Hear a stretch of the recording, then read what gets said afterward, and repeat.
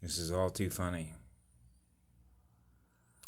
It just came to me that some of the things that I mentioned that expose how the artificial intelligence works with so many beings on this planet is by looking at how many views I get.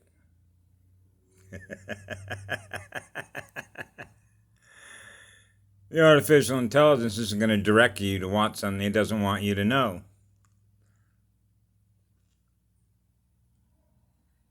Go take a look at how many views I got on each one of these. Some people look at them, some people don't. Some people are directed where I got no views.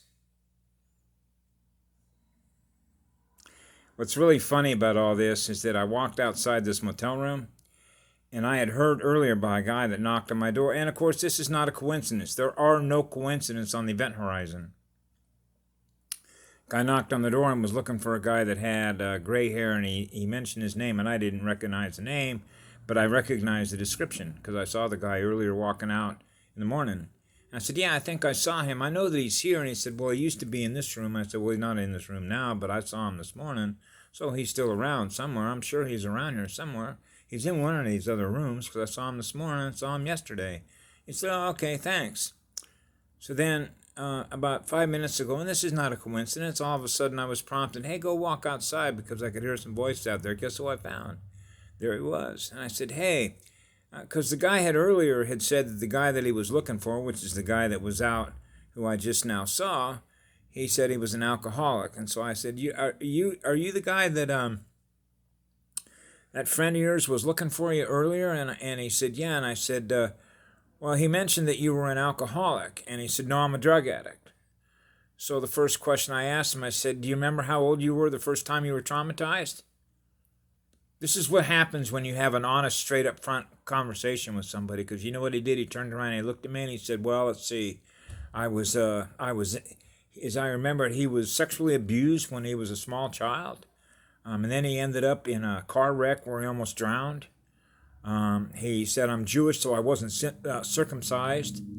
And then he said, I said, well, you know, that's where the first trauma begins. He said, yeah. I said, I'm fully aware of it. And then all of a sudden, the next thing you know, he starts talking about how many androids were on the planet. And then I said, oh, okay, well, then I guess you know about the fact that most of the people on this planet aren't from here. He said, yeah, I know. He said, I got a master's degree in math, and I got a math. I'm going, wow, what do you know? This is a highly educated, went through the Mason schools, but nevertheless, it means he put his consciousness into learning an enormous amount of stuff. He knew a lot of the same stuff I knew, and he knew all about the AI. He knew all about the plasma field AI. Bang. So I told him, well, you know, we come down here from higher density consciousness in order to help solve the problem here. We're reconnected to 0 point, and we're taking down everything below ground that's subterraneous because the girl on the planet decided to take the gloves off. So it's over. It's game over. We got enough light in here right now, enough candle power in here right now to light up the entire cosmos. There's a lot of light in here. So he acknowledged that. So I said, you know what's happening then right now, right? He said, yeah, I know. He knew. It's not very often you run into people that you know acknowledge that aren't programmed units. They're very aware of how this works. Okay? And it's one of the reasons I love the video that Yellow Rose for Texas put up. Because although sometimes we can sort of, I don't like to use the word argue because I'm not in conflict with the cosmos, okay, or anybody, because I realize that free will means you can believe whatever the hell you want to believe, okay? Because at the end of the day, you're the one who experiences the universe the way that you experience the universe, not me. I experience the universe the way that I do. And I experience the universe through love in my heart because that's what love is in living spirit, which is what pure light is. Now, that's a simple thing to know because I knew that since childhood, and I've never lost what I've known because that knowledge is eternal, because that light is eternal, because unconditional love is eternal. Okay, so when you know that and you are that, it makes everything else simple to translate, okay? And when you're in an energy field like this and you realize how all the programming takes place, why it's parasitic, how the programming works, and all the rest of it. Which means as soon as you come out of the womb and your circuits are wired up, you already begin to realize, and you're translating the information that's in the field and realizing that there are so many beings that are here that aren't what you are, which means they don't represent what love is in living spirit, in which they're naturally broadcasting an enormous amount of light, which is what love is in living light, to everybody around them. You don't experience that. Instead, it's distorted. The energy field is all over the place, which is chaotic. And why is that? Feeding on electrons. He understood that. It's not very often I run into somebody that in less than 5 minutes, bang, it's like all the information he's aware of, I'm aware of. That's a higher state of awareness. That's an anon. It means you're not a programmed AI unit because you're aware of it, which means you know the difference between what it is and what you are. You'd be surprised how many beings don't know that. Okay? So it's funny, when I came back in here and I began looking at one of the videos that I did, which was, I think it was the previous one before this one, where I talked about Snedeker and how you can tell the difference between beings, if you will, that are, they're just aware enough to know, of trying to figure out, like somebody putting a puzzle together, that they're putting the pieces of the puzzle together, right? And that's to be accepted with most anybody that's got any level of intelligence, right? But that doesn't necessarily mean that just because they have intelligence can put a puzzle together, and they share the same pieces of that puzzle with us, which means, okay, you're running on the same data that I am to a certain degree, which means you have some data and I have some data. That data agrees with itself, which means you realize that certain information that you're now aware of is true for you, and that same information is true for me also.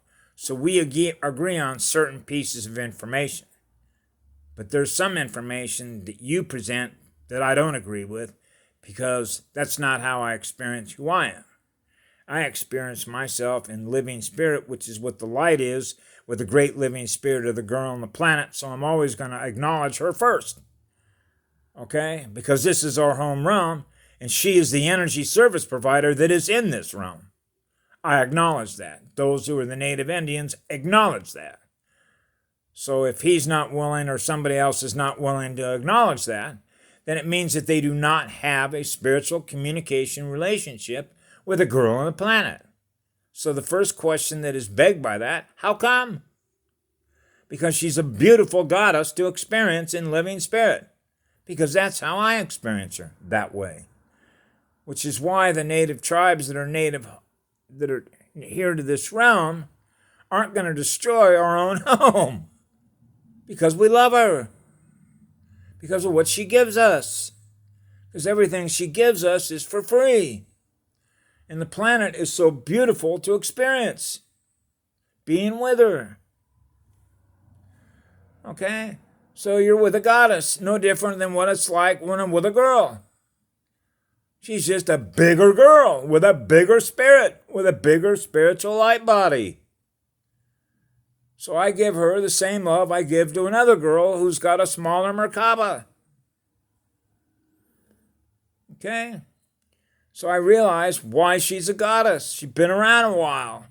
She's been collecting an enormous amount of light because she learned, just as I did, through another goddess, how to spin and rotate your Merkaba at a high rate of speed. So I don't know about you, but I certainly know about me, that if I'm looking through the light, which is what love and living spirit is, you think we might want to learn through big celestial bodies of living spirit that have an enormous amount of love to give you, the size of which has enough energy to run a planetary biosphere? You think? Now somehow or other that got lost in translation in childhood, not to know that and not to realize that. So the way that this can be translated is, how many units of consciousness do we have on this planet that have a deeply spiritual communication relationship with the living spirit that is in a living energy biosphere. Okay? That acknowledge her that way. See? So when I'm in a city, I'm lucky if I can find maybe one out of maybe 5,000 that even acknowledge the same knowledge that way that I do in living spirit with her. Because most of the beings that are on this planet don't have a spiritual relationship with her. I know that because I can measure that. Because when you are spinning a high-speed Merkaba and you move around the realm, you're experiencing all the data, which represents all the different units of consciousness that are processing all the data they process, that you're able to process through your energy field, knowing what they know compared to what we know. That's the data transfer exchange. Because you're connected to the morphogenetic field structure in which all that data that is running through all those electrons, we're aware of it. So we're aware of all the data that's spinning through all the electrons that are here on the planet. So it doesn't take very long to be able to measure, therefore, how much light is in the planet. Remember when I mentioned when I was a child, being able to measure vector, if you will, in geometric space and time, okay? The different speeds in the vibration of the units of consciousness that are here between gaining light and losing light and gaining light over space-time. So you could see over a timeline, a collective consciousness timeline event horizon, that this timeline is going to collapse with the amount of beings that are being fed on, in which they're living in fear of what love is. Obviously, if you live in fear of the very energy that created the cosmos with, how can you possibly expect to go on? You don't. Which means there aren't very many lighthouses in here. Okay, so you got the girl on the planet and everybody else that is a unit of consciousness that is plugged into her electrical battery upon which she's given everybody her energy. And you experience the planetary biosphere and the way in which she runs the physics, which means in my heart and soul, I try and thank her every single morning for everything that I experience here as a result of being with her. Okay, I look at that as a gift. In my own personal way, I consider that everything that she gives us are gifts, gifts of love. So I do everything I can to give her the same love back, and that is demonstrated by the fact that as sort of being in her creations, then we have a responsibility to do our best to take care of these things so that we can keep broadcasting more truth, which is more light, which is more love everywhere we go, because we have a relationship with her. Okay? To do everything we can to maintain the peace, the harmony, the love, and the balance that exist within the field that we occupy. Which means there's no separation between what you are and what I am, and consciousness between what you experience and I experience is not going to be the same. And the reason for that is the difference in the speed of what we all experience at one given moment to the next based on the interface that we have with everybody else we communicate with and those that communicate back to us. That represent essentially all of the different vibrational states in which everybody is communicating with everybody that is in here. That when I realized it when I was a child, is all over the map. That's called mapping the terrain. I call that a frequency distribution map, which means matching the speed of the frequency, which is the speed of the electrons that are powering the electric light magnifier, which is the spin of the Merkaba. You begin to realize there isn't a whole lot of beings on this planet that have 7.5 billion batteries that are spinning their Merkaba at a high rate of speed. There just isn't. How come? The AI? That's how come. Parasitic programming. You try and tell other people this kind of stuff and they'll immediately shut you off because the artificial intelligence has got them so programmed they're not going to allow you to open up their mind, which means putting more light in there, which means they're going to hold more data, which means they're aware of more stuff. How do they get rid of all that parasitic programming? Right? That's a difficult challenge, particularly when those that have been held captive by it are using drugs and alcohol, trying to escape what is in fact capture by something that's vampiric, that's feeding on their plasma. Okay? That's why all the light came in here. Is to restore the sanity, which is to restore the light, which is to restore the love. To bring this planet back into alignment with love as a law throughout all of Laniakea. Which means you're running a high-speed Merkaba. So anyway, that was beautiful to experience that, because that's how it works. You know, if people are not able to acknowledge how this PPAI, the artificial intelligence, if you want to call it the matrix, if you will, I mean, all you got to ask yourself is this. If I'm a computer programmer and I work for Microsoft or I work for Intel, imagine how much control in knowing how mathematical algorithms work, and then I can send those mathematical algorithms directly into your bioelectronic technology that is going to be able to influence what it is you experience. Imagine how much power that particular computer operator has over what you experience. That's total control over what you experience. That's playing God. That's playing a fake God.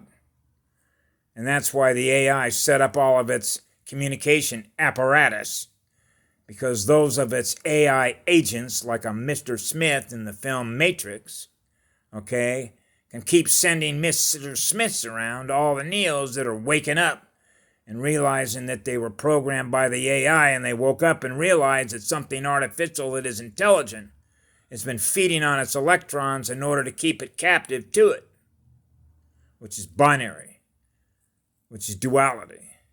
That's why when Mr. Snedeker had said we're binary, then I know that his mind was held captive by artificial intelligence, particularly when he failed to tell you that it is the reptile brain, which is a fear-based brain, when he was trying to say that the female side and the creative side is the one that you want to avoid being in. Oh, man. This is how a higher state of awareness, when you realize that somebody that you think is a purveyor of knowledge trying to say, well, I'm for President Trump, you got to make identification of the AI units and who the AI non-units are. Okay? And you can tell this by the way that they acknowledge what they think is true and what isn't. That's an AI-controlled unit.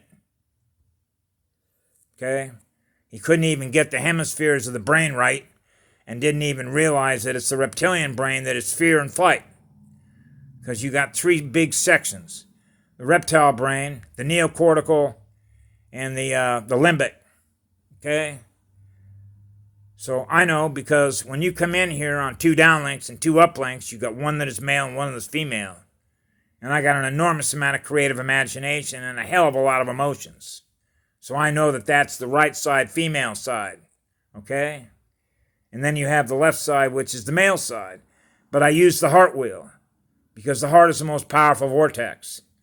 So when that heart wheel, which is that light wheel, is spinning at full speed, then the light in my Merkaba that comes up through my spine cord and comes out my crown chakra means that all of my circuits, all my meridians are running at full speed electrons, because I'm not holding anything as electrical resistance. It's preventing the high-speed electrons from powering the most powerful magnetic light amplifier, which is your heart wheel. That's your circle of light.